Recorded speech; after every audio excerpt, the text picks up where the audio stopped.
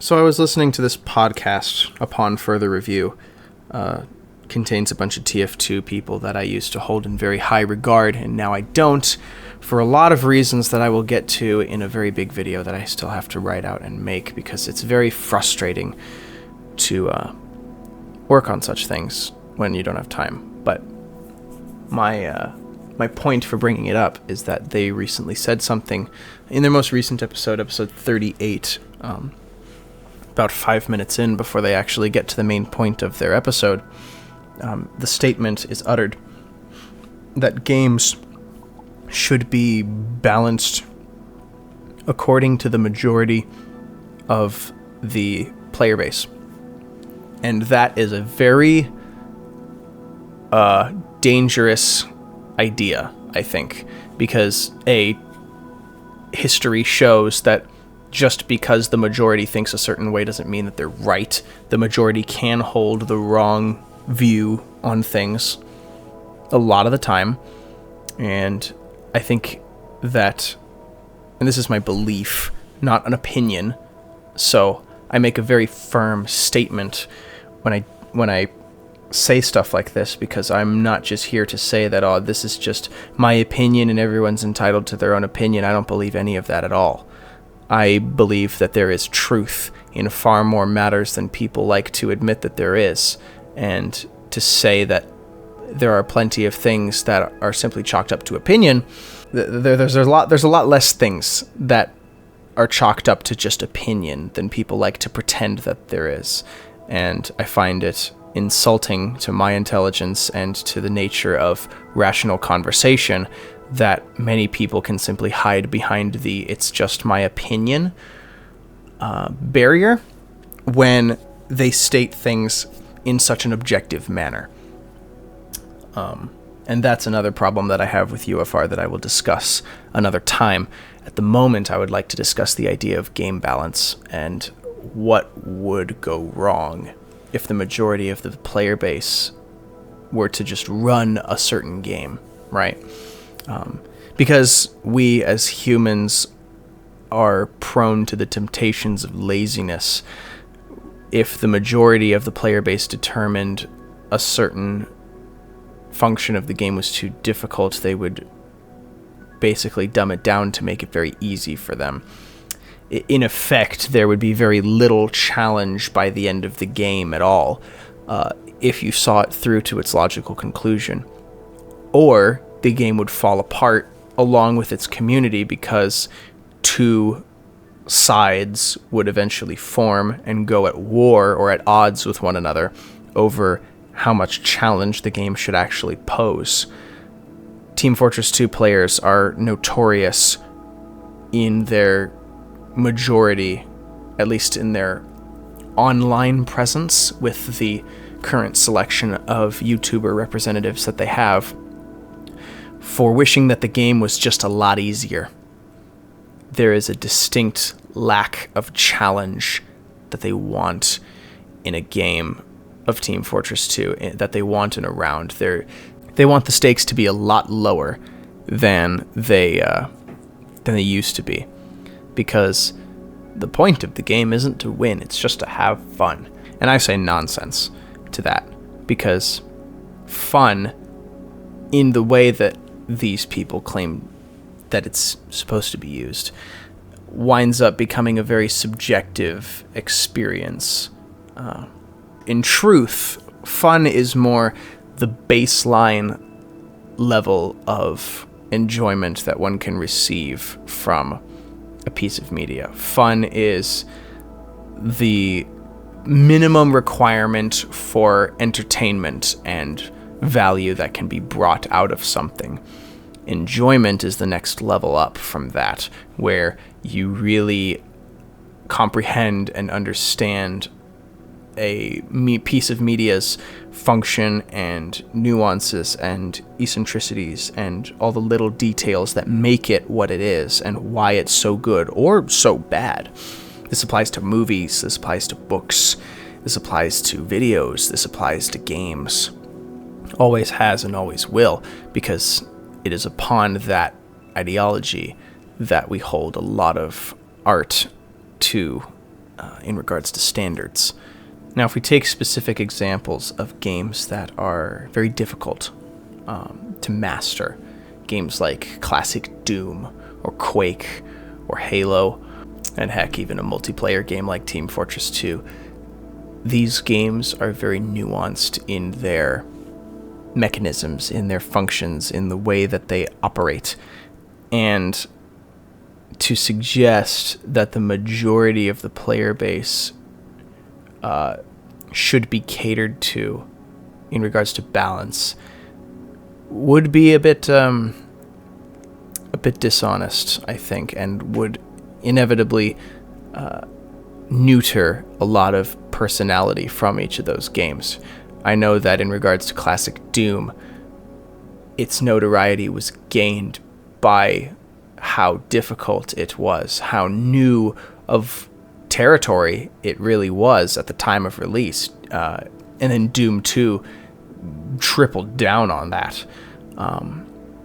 Some maps are not well designed, but nothing is impossible to conquer. And your selection of weapons and abilities to deal with certain situations are all given to you at the appropriate times, and it is up to you as the player to actually follow through and complete the task set before you. Sometimes that task is ridiculously difficult, and it's not for lack of trying, it's just difficult. And what I tend to find in Team Fortress 2's most boisterous, obnoxious, and vocally popular section of the fan base, which winds up making it seem like the majority when it might not be, but it probably is. That subset of the fan base is notorious for complaining a lot about things that A, they have no right to complain about, and B, are things that have been so integral to the game as a whole that to suggest even the idea of removing certain aspects of the game to make the game easier for other people is just absurd. There's a notion in these people's heads that they know what's best for the game and that they're doing this or saying these things for the betterment of the community at large. And I say that they're liars. I think that there are a lot of people who say certain things that are entirely irrelevant to the betterment of the game. It is entirely propping up a poorly constructed idea or poorly constructed views on certain functions of the game based on poor experiences, lack of skill, and retreating into the availability cascades that are formed around certain schools of thought. For example, the most recent trend in Team Fortress 2 to really hate on has been Sniper. The bot crisis showed the potential power of Sniper by showing just how quickly he can actually kill people if played with an obscene level of precision, which no human is even remotely capable of. And people have gotten pretty mad at the idea that he can kill people very quickly, despite every other class in the game being able to kill quickly when they're put in the situations that their skill set excels at. A lot of people tend to forget that certain classes are built for certain jobs. That's why they're distinguished in the first place. And the line has become very blurred over the years, with certain classes having the capabilities of other classes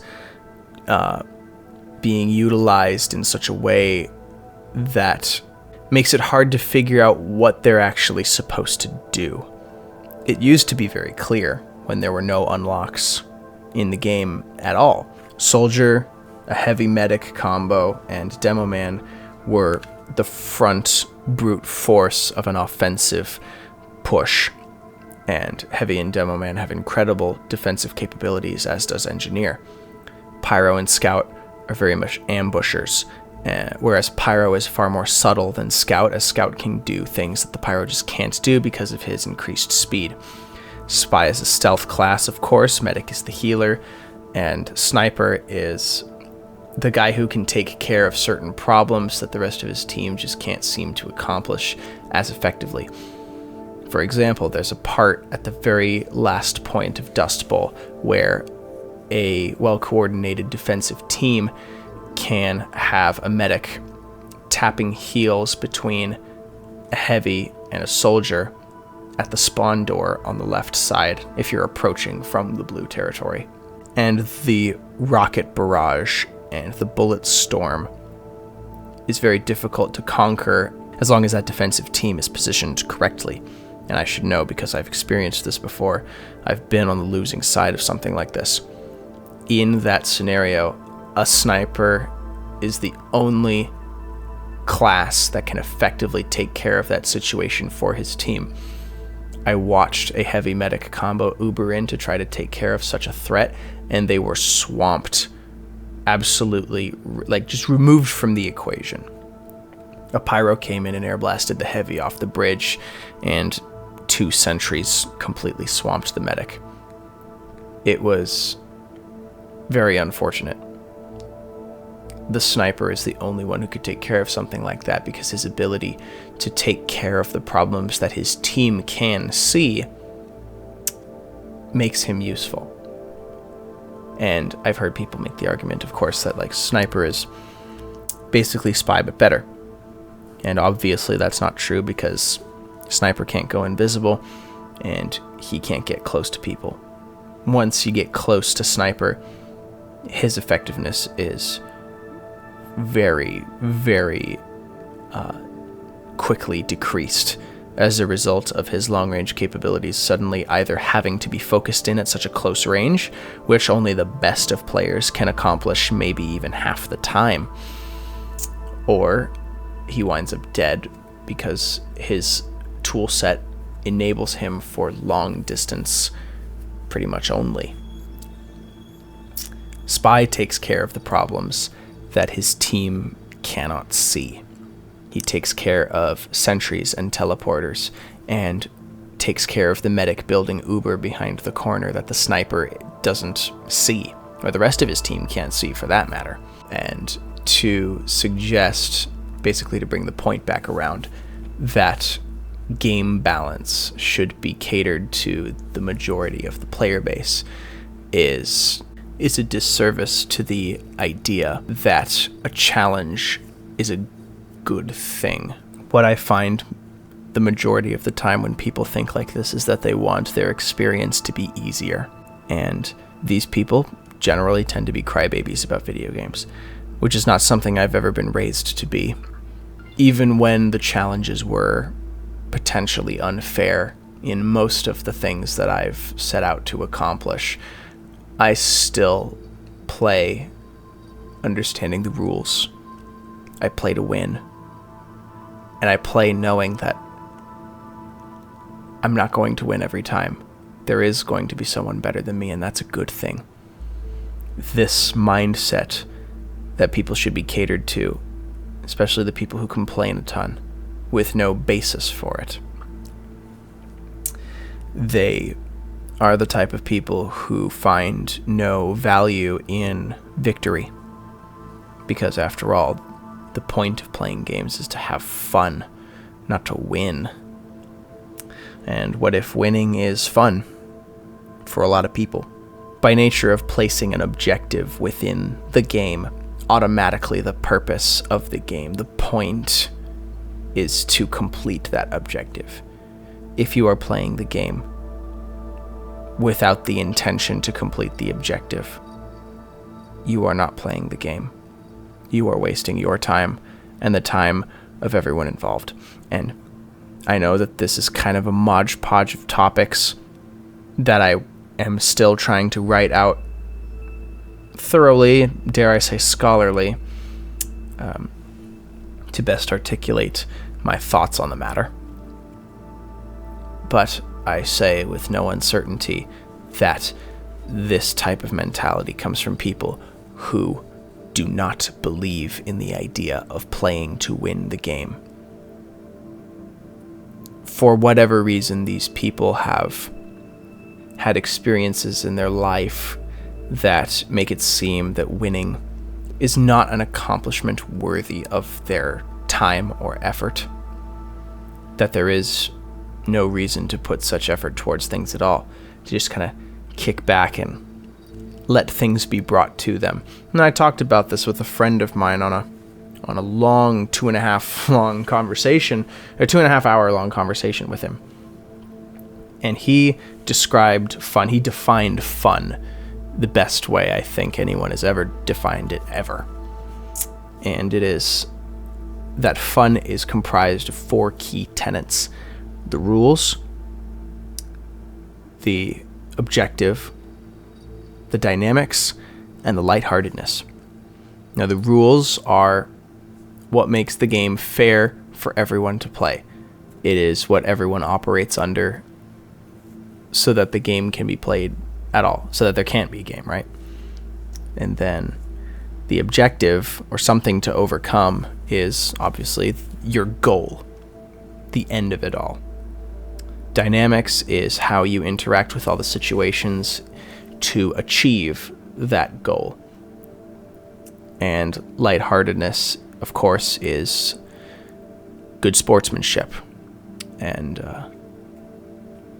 banter amongst teammates and enemies. Things that good sports will experience a great deal of the time. And the thought that game development should be catered to the majority of the player base basically removes the lightheartedness and the objective from fun at all, because automatically you are showing that you do not possess the sportsmanship to be lighthearted about a certain situation, to admit to yourself that you got outplayed, to allow yourself the thought, even for a moment, that you might just need to get better. Get good, as they say. And by doing so, the objective becomes neutered if you even adjust the rules and dynamics to your liking, because now you are basically asking that the objective be given to you with no work at all. So, in all honesty, now that I think about it, all 4 elements of fun are broken the instant you say, but why didn't this serve my purpose? What about what I want? What about me? It's funny, in that same conversation, my friend actually said that Team Fortress 2 started becoming what people thought it should be rather than what it was. And people started to form it into that. The popular consensus of the game is what destroyed it in the end. And so, of course, when the populace realizes what they've done, they don't actually realize what they've done. They turn on Valve and ask, why did you destroy our game? When in reality, it was being destroyed from within the whole time. It's a difficult reality to accept, and it's one of the reasons why I can barely play TF2 anymore. I have studied the history of the game extensively, and I have played almost all the source mods that provide a much more authentic, sportsmanlike, and well-rounded experience for the game as a whole. And I can say with absolute confidence that Team Fortress 2 has effectively killed itself with people like this and their mentalities that plague other games, ruin the idea of a challenge as a whole, because people want victory handed to them on a silver platter. They don't want to work for their medals and their gold and their achievements. No, they don't care about any of that, because if you play for achievements or you play for victory, you're a tryhard. You commit the crime of caring so much about the outcome of the game that you would dare play to win. Oh no, we can't have that. No, we gotta be relaxed about this. We gotta dial back on the competitive aspects of games. No healthy competition attitude for you. You stay in the box that we put you in, and you stay right there, and you make sure that you don't play with the slightest amount of competition or any idea of a healthy competition type of attitude with other people. No respect for your teammates, no respect towards your enemies, no honor at all. The reason why I've switched to the source mod versions of Team Fortress 2 as a whole is because they provided me the experience that I was told I wasn't allowed to have. Pre-Fortress 2 provided me with some of the best, hardest fought games of TF2 basically ever. It showed me what TF2 was supposed to be. And now I play online Buckshot Roulette, because that game, you play to win from the outset. And if you don't want to play to win, if you're just there to have fun, you're going to lose. Because it's a game of odds. It's a game of betting, of stakes, of life and death. Literally. There's probably a reason why the people that I criticize will never ever touch games like that, because they don't want to play to win. They're not interested. It's a gravely disappointing thing to see. And so that's just something that I wanted to talk about, because I know that you guys have probably beginning to wonder where I am and what I've done after writing a 25,000 word script for a video that will never see the light of day because it became irrelevant so quickly, and then kind of falling off with TF2 content. Anyways, that's pretty much all I have. It's a rough thought process at the moment, I know.